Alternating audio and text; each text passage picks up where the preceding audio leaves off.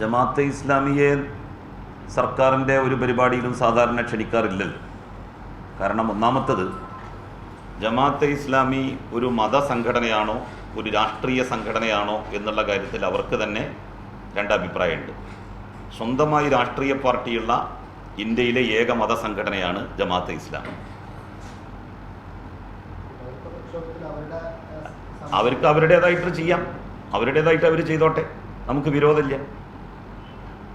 പക്ഷേ ഈ മതസംഘടനകൾക്കൊന്നും തന്നെ, ഇപ്പം ഇതിൽ വിളിച്ചിട്ടുള്ള ഒരു മതസംഘടനക്കും അവരുടെ പ്രത്യേകമായിട്ടുള്ള രാഷ്ട്രീയ പാർട്ടിയില്ല. അപ്പം മതസംഘടനയുടെ മീറ്റിംഗ് വിളിച്ചാലും അവരെ ക്ഷണിക്കണം, രാഷ്ട്രീയ പാർട്ടിയുടെ മീറ്റിംഗ് വിളിച്ചാലും അവരെ ക്ഷണിക്കണം എന്ന് പറഞ്ഞത് ശരിയല്ലല്ലോ. അപ്പോൾ രണ്ട് പ്രാതിനിധ്യം ഉണ്ടാവില്ലേ? അല്ല, അപ്പം രണ്ട് കാര്യം ഉണ്ടാവില്ലേ? നമ്മളിപ്പോൾ മതരാഷ്ട്രവാദത്തിനെതിരായിട്ടാണ് ഈ പ്രക്ഷോഭം നടത്തുന്നത്. ജമാഅത്തെ ഇസ്ലാമി മറ്റൊരു മതരാഷ്ട്രം സ്ഥാപിക്കാൻ വേണ്ടിയിട്ട് ശ്രമിക്കുന്ന സംഘടനയാണ്.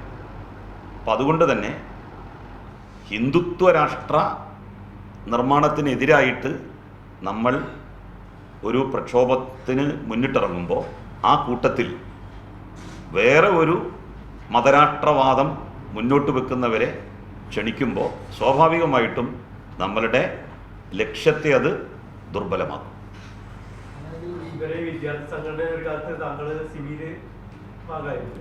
അല്ല, അത് പറ്റൂല എന്ന് തോന്നിയോണ്ടല്ലേ പോകുന്നത്. ഞാൻ മാത്രമല്ലല്ലോ, പൊന്നാനിയിലെ UDF സ്ഥാനാർത്ഥി സിമിയുടെ കെയർ ഓഫിൽ മത്സരിച്ച് ഫറൂഖ് കോളേജിൽ ചെയർമാനായിട്ടുള്ള ആളാണ്. അതെന്താ പറയാത്തത്? നിങ്ങൾക്ക് അറിയില്ല? അറിയില്ലേ? ഞാൻ ചെയർമാനൊന്നും ആയിട്ടില്ല. പിന്നെ മാത്രമല്ല, സിമിയുടെ അന്നത്തെ ഷൂറ മെമ്പറായിരുന്നു അദ്ദേഹം. ഞാനതിൽ പ്രവർത്തിച്ചിരുന്നു എന്ന് മാത്രം. അത് തെറ്റാണെന്ന് ബോധ്യമായത് കൊണ്ടാണല്ലോ ഞാനും പോകുന്നത് അദ്ദേഹവും പോകുന്നത്.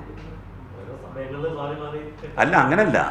നമ്മൾ ഒരു കാര്യം തെറ്റാണെന്ന് ബോധ്യമാകുമ്പോഴല്ലേ നമ്മൾ പോരുക, അല്ലേ? അതെ, തീർച്ചയായിട്ടും. പിന്നെന്താ? അപ്പം നിങ്ങൾ സമദാനിൻ്റെ കാര്യം പറഞ്ഞില്ല, എൻ്റെ കാര്യമാണ് നിങ്ങൾക്ക് പ്രത്യേക താല്പര്യം. ഞാനിതിലൊരു മെമ്പർ മാത്രമായിരുന്നു. സമദാനി അതിൻ്റെ ഷൂറ മെമ്പറായിരുന്നു, സ്റ്റേറ്റ് എക്സിക്യൂട്ടീവ് മെമ്പറായിരുന്നു അദ്ദേഹം ആ ലേബലിലാണ് ഫറൂഖ് കോളേജിൻ്റെ ചെയർമാനായത്. അപ്പോൾ ആദ്യം നമുക്ക് നോക്കിയിട്ട് പിന്നെ എൻ്റെ കാര്യത്തിൽ നോക്കി നമുക്ക് എടുക്കാം. ആ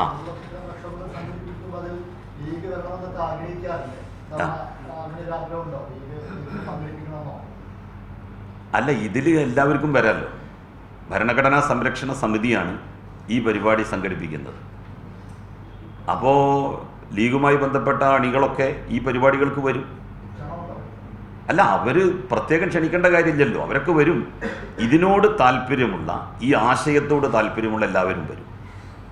ഇത് യഥാർത്ഥത്തിൽ ഒരു മുസ്ലിം പ്രശ്നമാക്കി അല്ല നമ്മൾ കൊണ്ടുവരേണ്ടത്. ഞങ്ങളിത് നടത്താൻ പോകുന്ന ഈ പരിപാടിയിൽ എല്ലാ ജാതി മതസ്ഥരും പങ്കെടുക്കും. പക്ഷേ മറ്റു ചില സംഘടനകൾ നടത്തുന്ന പരിപാടിയിൽ ബന്ധപ്പെട്ട സമുദായത്തിൽപ്പെടുന്ന ആളുകൾ മാത്രമേ പങ്കെടുക്കുള്ളൂ. നിങ്ങൾക്ക് തിങ്കളാഴ്ച വന്ന് ആ സദസ്സ് വീക്ഷിക്കാം.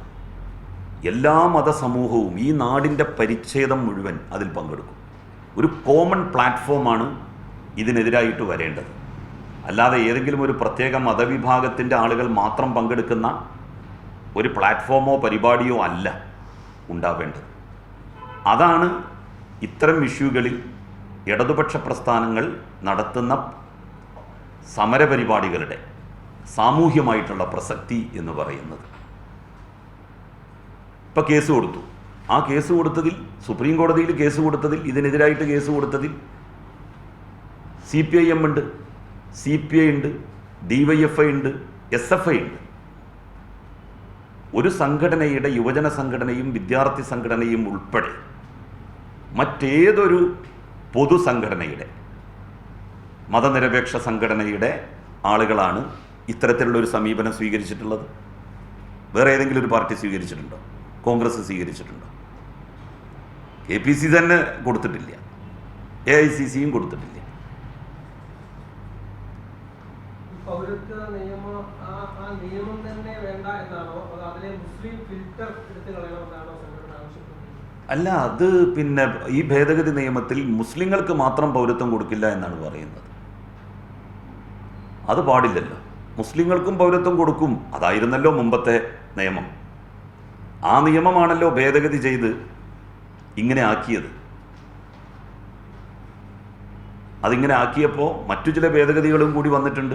നേരത്തെ 10 വർഷമോ 11 വർഷമായിരുന്നു ഇന്ത്യയിൽ താമസിക്കണം എന്നുള്ള വ്യവസ്ഥ ഉണ്ടായിരുന്നത്. അതിപ്പോൾ 5 വർഷമാക്കി ചുരുക്കി.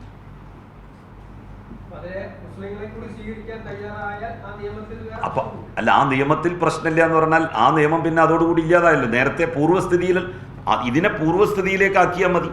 എന്തിനാണ് ഈ പൗരത്വം, നിലവിലുണ്ടായിരുന്ന പൗരത്വ നിയമം ഭേദഗതി ചെയ്തത്? അത് മുസ്ലിങ്ങളെ മാത്രം മാറ്റി നിർത്തുക. പാകിസ്ഥാനിൽ നിന്ന്, ബംഗ്ലാദേശിൽ നിന്ന്, അഫ്ഗാനിസ്ഥാനിൽ നിന്ന്. ഈ ബംഗ്ലാദേശുമായിട്ടൊക്കെ എന്തിനാണ് പ്രശ്നം? ഇന്ത്യയുമായിട്ട് 970 ആ രാജ്യം രൂപീകൃതമായ അന്നു മുതൽ സൗഹൃദത്തിൽ കഴിയുന്ന രാജ്യമാണ് ബംഗ്ലാദേശ്. ബംഗ്ലാദേശുമായിട്ട് വളരെ നല്ല ബന്ധമാണ് ഇന്ത്യക്ക് നിലനിൽക്കുന്നത്. നമ്മളുടെ ദേശീയ ഗാനം രചിച്ച രവീന്ദ്രനാഥ് ടാഗോർ രചിച്ച വരികളാണ് ബംഗ്ലാദേശ് എന്ന് പറയുന്ന രാജ്യം അവരുടെ ദേശീയ ഗാനമായിട്ട് അംഗീകരിച്ചിട്ടുള്ളത്. അവിടെ ഒരു റിലീജിയസ് പെർസിക്യൂഷനും നടക്കുന്നില്ല ആർക്കെതിരെയും. എന്നിട്ട് പോലും അവിടെ നിന്ന് വരുന്ന ആളുകളെയും നമ്മൾ മതം തിരിച്ച് വേർതിരിച്ച് കാണുന്നു. ഇതിനെതിരായിട്ടാണ് രാജ്യവ്യാപകമായിട്ടുള്ള പ്രക്ഷോഭങ്ങൾ ഉണ്ടാകുന്നത്. അതിൻ്റെ മുന്നണിയിൽ ഇടതുപക്ഷ പാർട്ടികൾ നിലകൊള്ളുന്നത്. ലോകത്തെവിടെയായാലും ഏത് സമയത്തും 24 വാർത്തകളും ഓഗ്മെന്റഡ് റിയാലിറ്റി പാക്കേജുകളും എക്സ്പ്ലെയിനറുകളും വിശദമായി കാണാൻ ഞങ്ങളുടെ യൂട്യൂബ് ചാനൽ നിങ്ങൾക്ക് സബ്സ്ക്രൈബ് ചെയ്യാം.